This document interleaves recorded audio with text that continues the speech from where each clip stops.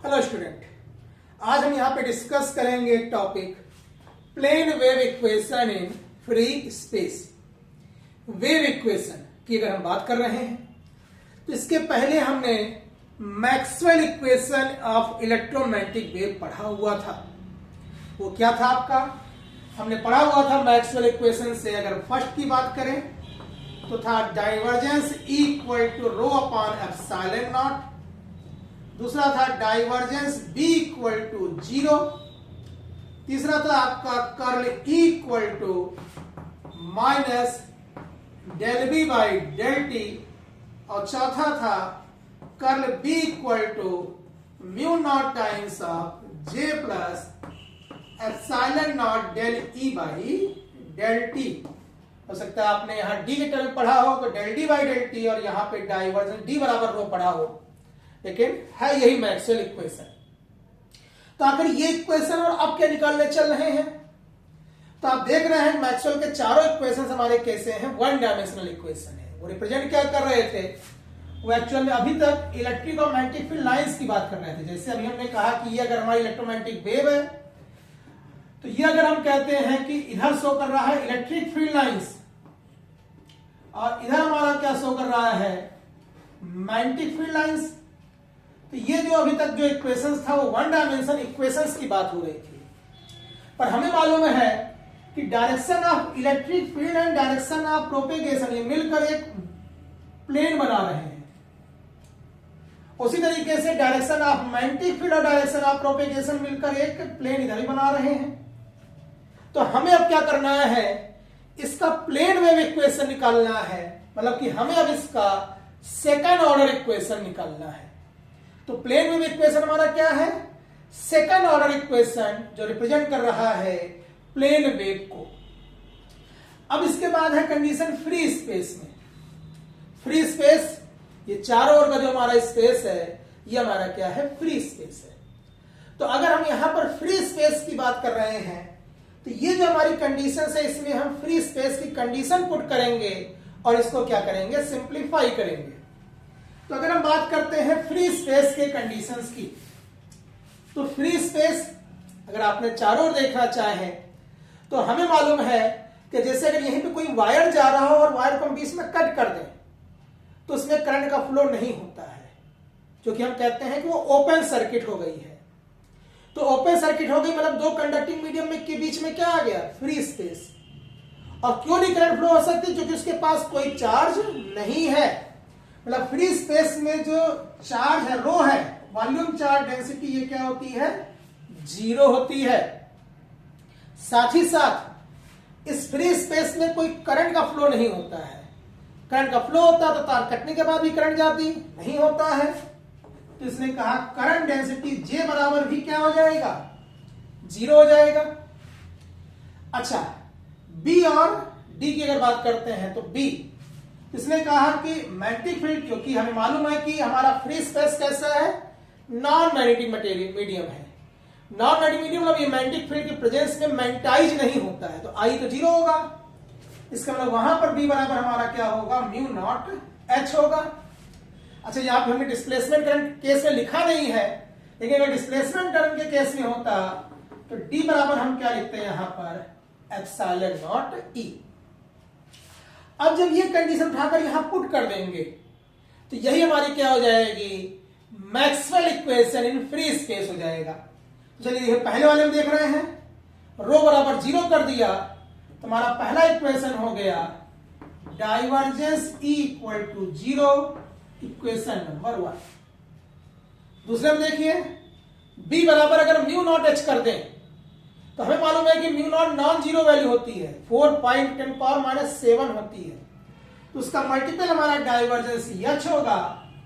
तो हमारा सेकंड आ जाता है divergence H equal to 0, equation number 2।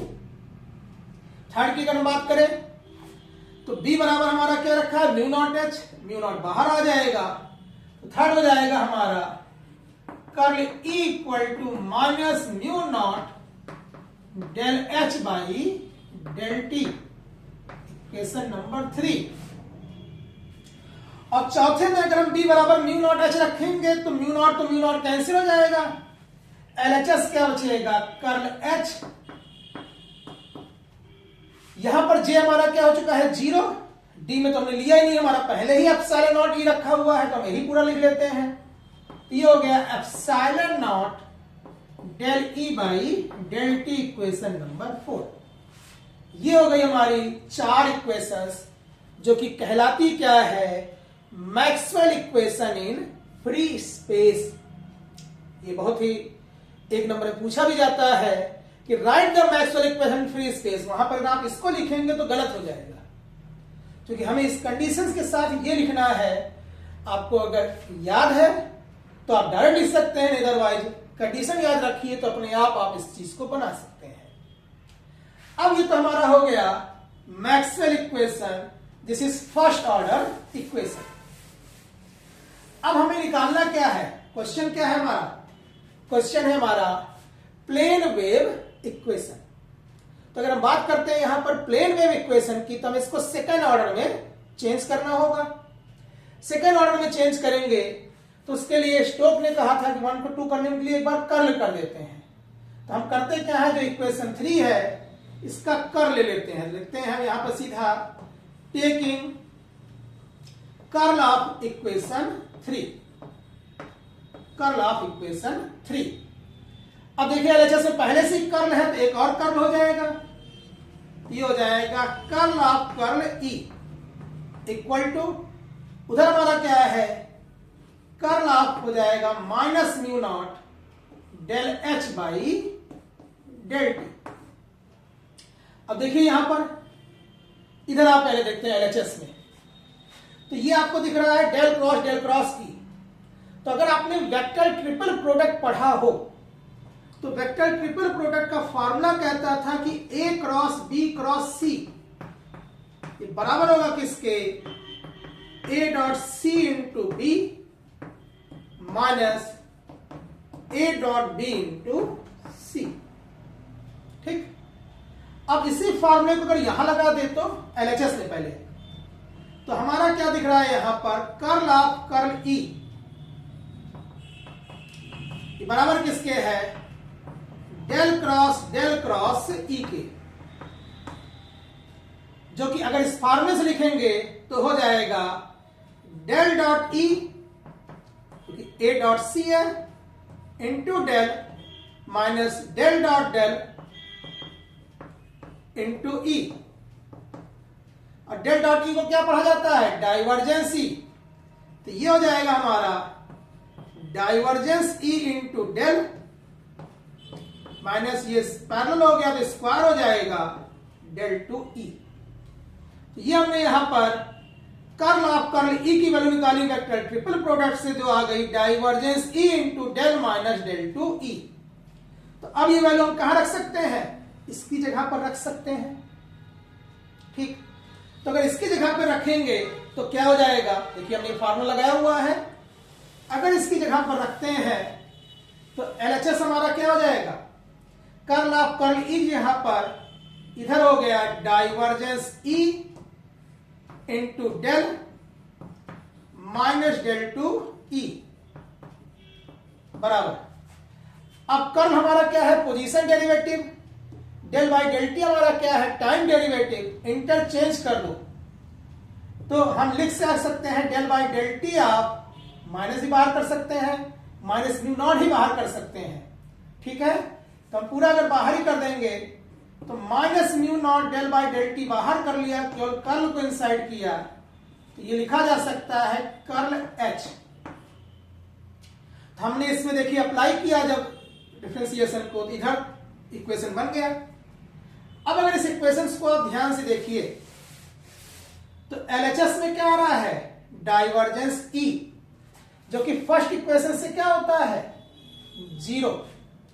यहां पर क्या आ रहा है, कर्ल H, जो कि फोर्थ इक्वेशन से क्या होता है, epsilon not del E by del T। तो अगर उसका यूज कर ले यहां पर फर्स्ट का और फोर्थ का, तो क्या हो जाएगा, ये हो जाएगा 0 माइनस ये हो जाएगा del two E minus mu not del by del T of curl H की यहां पर क्या हो जाएगा, epsilon not del E by del T. ये माइनस उधर जाएगा क्या हो जाएगा, प्लस। तो लिख सकते हैं हम इसको del two E, epsilon naught बाहर आएगा, ये भी डेल बाई डेल टी है, ये भी डेल बाई डेल टी है, सेकंड ऑर्डर हो जाएगा।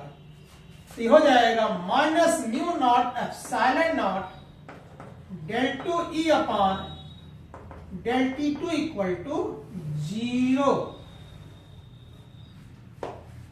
ये हमारा आ गया सेकंड ऑर्डर इक्वेशन। देखना किसके लिए है, इलेक्ट्रिक फील्ड के लिए है।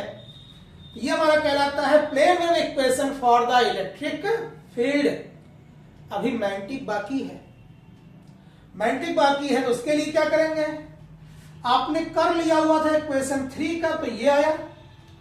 4 का लेंगे तो क्या हो जाएगा, 4 के लेंगे तो मैग्नेटिक फील्ड के लिए आ जाएगा। तो अब हम क्या करते हैं, यहां पर ठीक इसी तरीके से कहते हैं, जैसे हमने इक्वेशन 3 का कर लिया हुआ है, ऐसे इक्वेशन 4 का भी कर ले लेंगे। तो यहां पर देखिए कर्ल एच है, कर्ल और ले लिया, तो ये हो गया यहां पर कर्ल ऑफ कर्ल एच। इधर किया तो क्या हो जाएगा, curl of epsilon not del E by del T. देखिए तो फिर वही आ गया, वहां पर ई था, यहां पर एच है, डेल क्रॉस एच। फिर से वेक्टर ट्रिपल प्रोडक्ट दिख रहा है यहां पर, तो इसका फार्मूला क्या हो जाएगा, हमने सिमिलरली कहा ही है, तभी हमारा आया था, उसके हिसाब से ये हो जाएगा डाइवर्जेंस एच इंटू डेल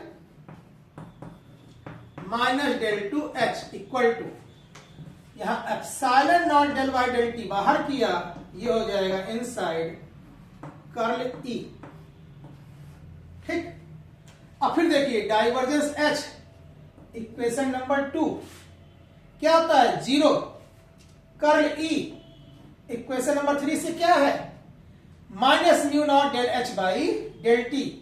अगर सेकंड और थर्ड यहां पर यूज कर लें तो हो जाएगा 0 minus del two H equal to, यहां पर हो गया epsilon not del by del T of curl E, यहां पर क्या हो जाएगा minus mu not del H by del T. इसको उधर ट्रांसफर करेंगे और लिखेंगे अगर यहां पर, तो लिखा क्या जा सकता है, ये उधर जाएगा तो ये हो जाएगा del two H minus mu naught बाहर आएगा, तो जाएगा minus mu naught epsilon not del by del T second order हो जाएगा, del two H upon del T two equal to 0। ये हमारा सेकंड ऑर्डर इक्वेशन हो गया फॉर मैग्नेटिक फील्ड। और यही दोनों हमारे क्या कहलाते हैं, plane wave equation in free space. तो ये हमारा क्वेश्चन आता है कई बार कि डिड्यूस या solve the plane wave equation in free space. अच्छा, इसकी मदद से तो क्वेश्चन ही पूछे जाते हैं कि प्रूव करिए कि electromagnetic wave speed of light से ट्रेवल करती है इन फ्री स्पेस, या नेचर जो होता है वो ट्रांसवर्स होता है। तो अब उसी को हम यहां पर प्रूव करते हैं अपने अगले वीडियो में। धन्यवाद।